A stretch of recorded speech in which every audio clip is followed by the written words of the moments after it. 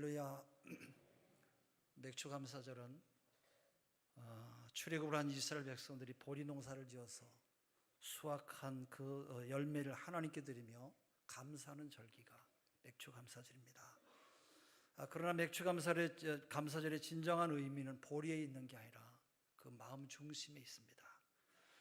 맥추감사절의 첫 열매로 수확한 보리를 하나님께 드리는 것이라면 잘 익은 보리를 하나님께 정성껏 드려야 될 것이지만은 그러나 우리 가운데 보리 이삭을 가지고 오신 분들은 한 분도 없을 것입니다.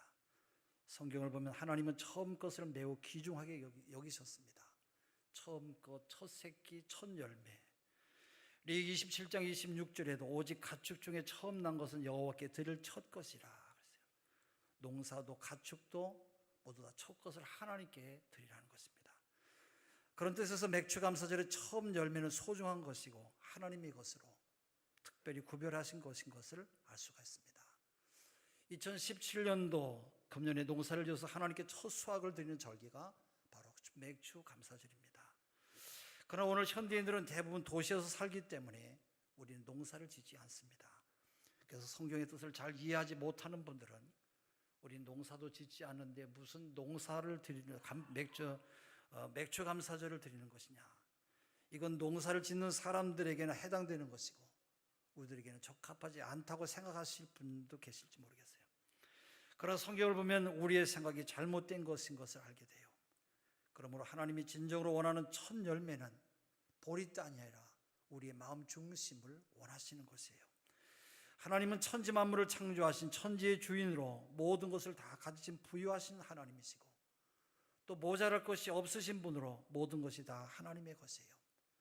그러한 창조주 하나님께서 뭐가 부족해서 우리들에게 보리단을 원하고 짐승의 첫 새끼를 원하시겠습니까? 하나님이 원하시는 것은 바로 제사를 드리는 우리들 자신의 마음과 바로 우리의 중심, 그 첫 열매를 원하시는 것이에요. 이스라엘 백성들은 애굽에서 종살이 하다가 하나님의 은혜로 해방이 되었어요. 그들이 해방이 된 것은 100% 전적인 하나님의 은혜이고 그 어떤 사람도 부인할 수 없는 전적인 하나님의 축복이에요. 그러나 구원받은 이후에 그들은 하나님 앞에서 어떤 삶을 살았습니까? 구원받은 그들은 하나님의 은혜에 감사하며 살아야 됨에도 불구하고 그들은 여전히 원망과 불평 가운데 살면서 옛날의 모습은 조금도 변한 것이 없이 애굽에서의 삶의 모습을 그대로 가지고 살았어요. 하나님이 원하시는 것은 첫 이삭을 바치는 것보다 더 중요한 마음의 감사를 원하신 것이에요. 그러나 문제는 이스라엘 백성들만 그런 것이 아니라 저와 여러분도 마찬가지예요. 오늘날 우리들은 지난 과거와 비교해 볼 때 너무나 풍족하고 우리들은 풍성한 삶을 살아가고 있어요. 우리나라는 근래 하나님께서 넘치는 복을 우리에게 주셔서 얼마나 먹을 것이 많고 입을 것도 많고 좋은 것이 많은지 몰라요. 그전에는 일본에 가서 보면 모든 것이 다 좋아 보였는데 지금은 우리나라하고 별 차이가 없어요. 너무너무 좋은 것들이 우리나라에도 많고 오히려 일본보다 더 좋은 것이 많을 정도로 우리나라는 아주 풍성하고 좋아졌어요. 여러분은 하나님께서 베푸신 은혜를 얼마나 감사하며 살고 있습니까? 아니면 원망하며 살고 있습니까?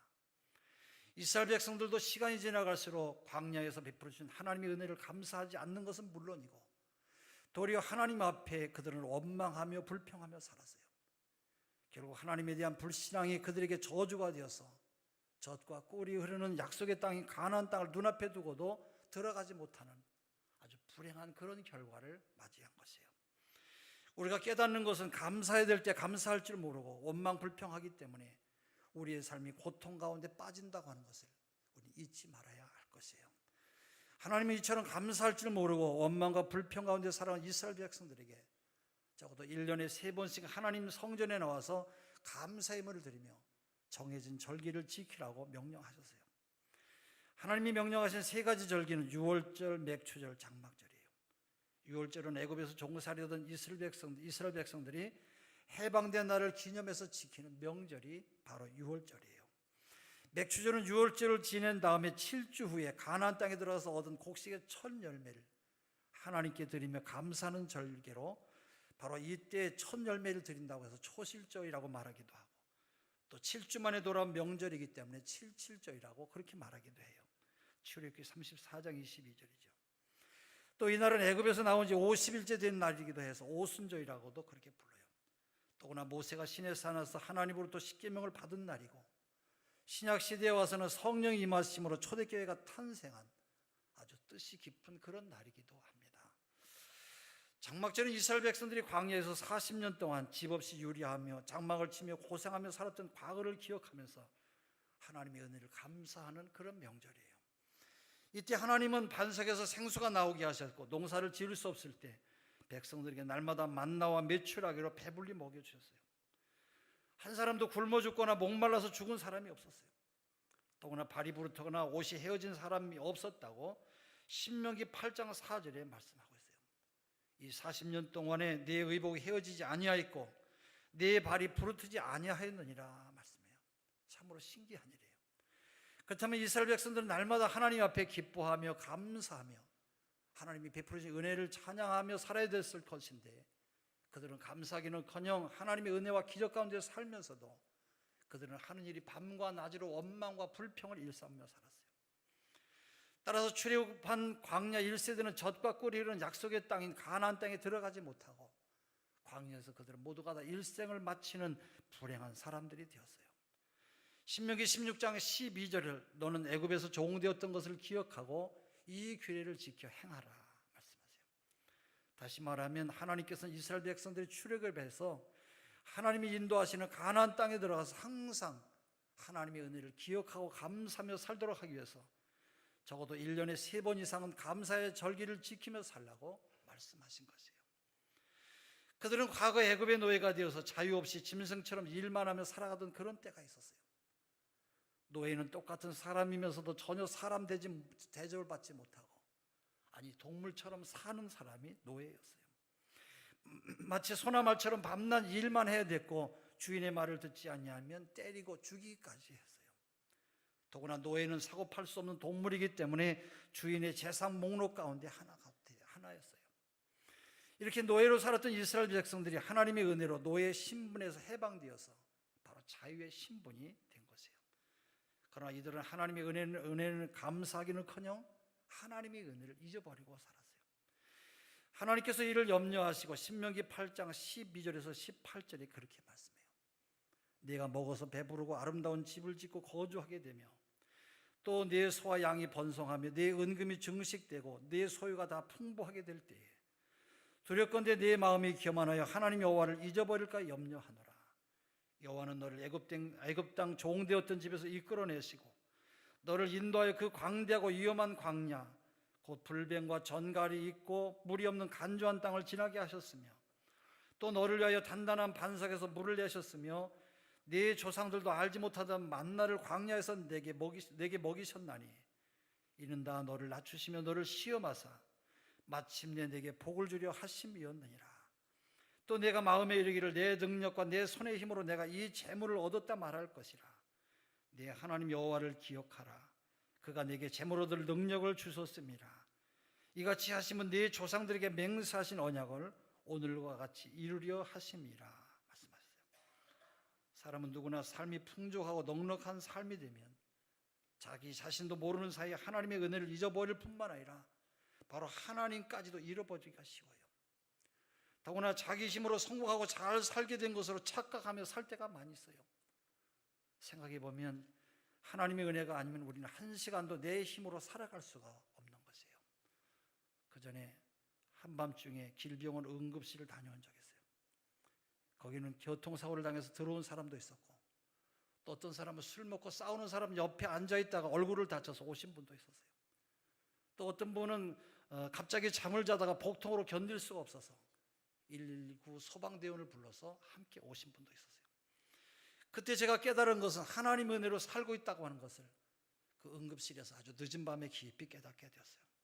하나님께서 은혜 주시지 아니하면 한밤중에도 한 방에 훅 가겠구나 이런 생각이 들었어요. 하나님이 건강을 주셨으니까 이 시간도 주님 앞에 나와 찬양하고 우리 모두가 건강한 몸으로 예배를 드리는 것입니다. 사고 많고 암병과 질병과 고난과 환난이 많은 이 세상에서도 우리 모두가 승리의 삶을 살 수 있는 것은 하나님께서 우리의 삶을 지키시고 보호하셨기 때문인 것이에요. 그러나 우리가 이런 하나님의 은혜를 종종 잊어버리고 살 때가 얼마나 많이 있습니까? 우리 하나님께서 우리를 마음껏 축복하고 싶어도 은혜를 저버리고 살아가는 인생들에게 축복을 망설일 때가 있을 것이에요. 우리가 하나님 마음을 섭섭하게 해드릴 때가 여러분 얼마나 많이 있어요. 사람이 교만해지면 모든 것이 풍족해져도 기쁨과 즐거움으로 하나님을 섬기지 못하고 하나님께 감사하지도 않고 긴색한 삶을 살면서 하나님의 배은망덕한 죄를 짓는 것이 우리들의 연약한 모습이에요.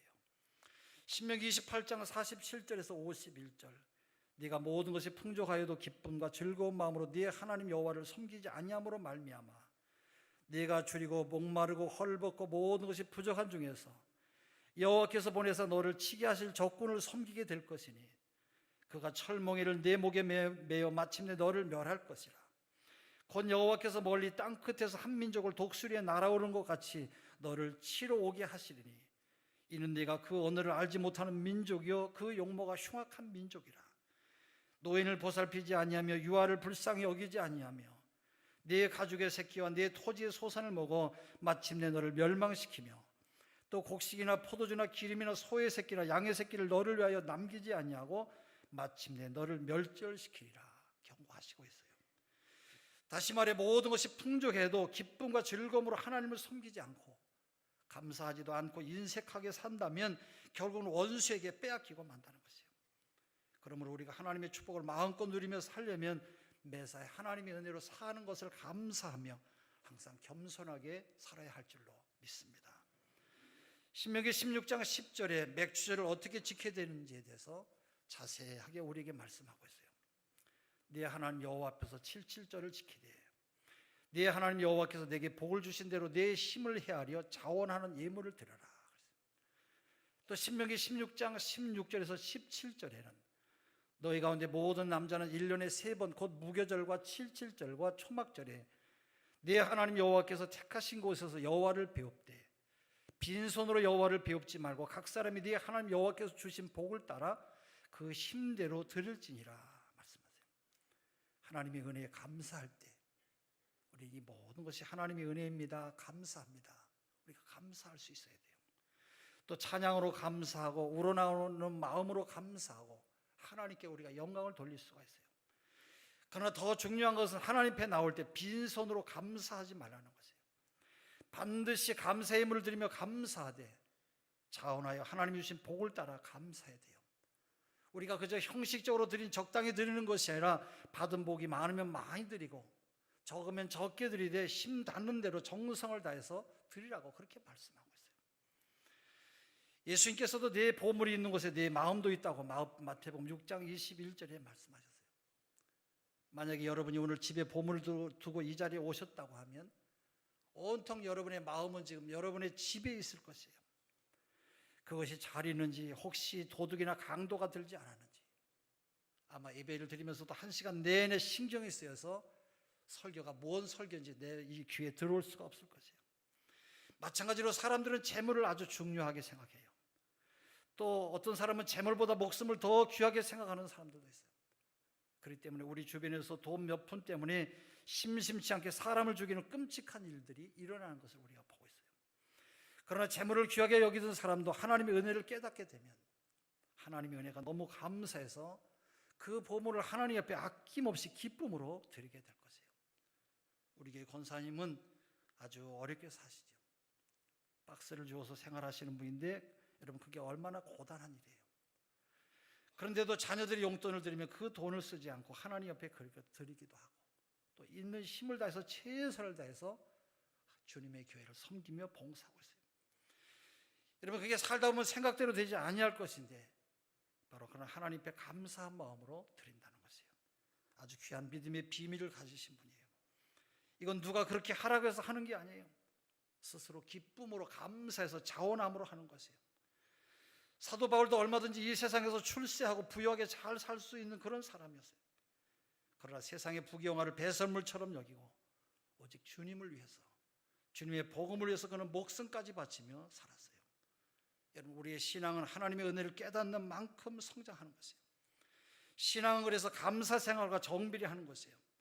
신앙은 또한 충성과 헌신하고도 정비례가 돼요.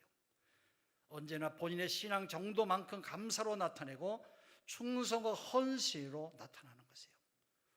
신명기 16장 11절을 보면 너와 네 자녀와 노비와 네 성중에 있는 네 인과 민 너희 중에 있는 객과 고아와 가부와 함께 네 하나님 여호와께서 자기 이름을 두시려고 택하신 곳에서 네 하나님 여호와 앞에서 즐거워할지니라 말씀이에요. 참으로 중요한 말씀이에요. 어느 날 공자가 길가에 이상하게 보이는 노인을 만나게 되었어요.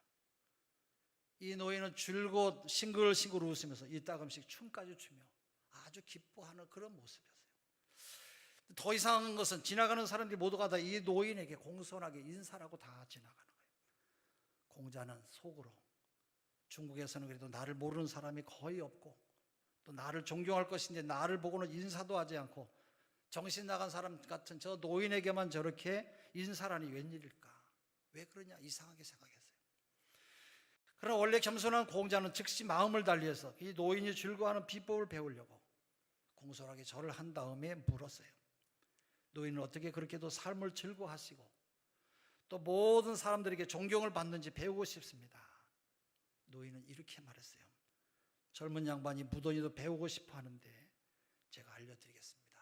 그 첫째로 하나님이 나를 세상에 보내실 때 뱀으로 보낼 수도 있고 돼지나 개나 기타 짐승 혹은 곤충으로도 보낼 수가 있는데 만물의 영장으로 영장의 사람으로 보낸 것을 생각할 때 하나님께 감사할 뿐입니다. 두 번째는 내가 90세인데 이렇게 건강하게 지내니까 또 얼마나 감사합니까? 세 번째는 이렇게 나이가 많아도 즐겁게 일할 수가 있으니 너무 감사해서 일하다가 쉴 때는 즐거워서 춤도 춘다라는 거예요. 공자는 참으로 좋은 것을 배웠다고 기뻐했어요. 마찬가지로 우리 성도들이 성전에 모일 때마다 하나님의 은혜에 감사하며 하나님께 예물을 드리고 감사하며 기뻐하며 즐거워한다고 하면 이것을 바라보고 있는 우리 하나님의 마음도 매우 기쁘고 하나님께서 좋아하실 것이에요. 하박국 선지자는 어떤 처지에서도 여호와로 말미암아 즐거워하며 나의 구원의 하나님으로 말미암아 기뻐하리로다. 하박국 3장 17절에 노래했어요.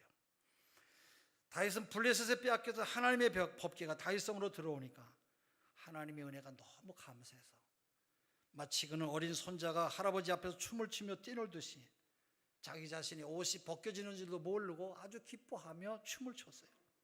오늘날도 마찬가지예요. 우리가 성전에 나와 예배드리는 것은 하나님께 드리는 것이고 하나님 앞에서 모두가 어린아이 같은 그런 마음을 가져야 우리가 행복한 것이에요.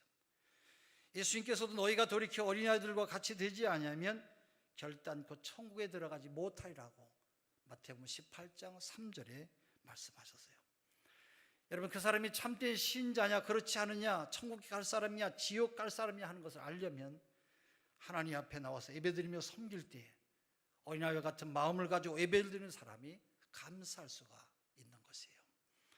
항상 감사하며 사는 사람은 여러분 어떤 축복이 옵니까? 그 첫째로 자기 자신이 행복해요. 그러나 원망 불평이 많은 사람은 항상 자기 자신의 마음이 불행하고 불편해요.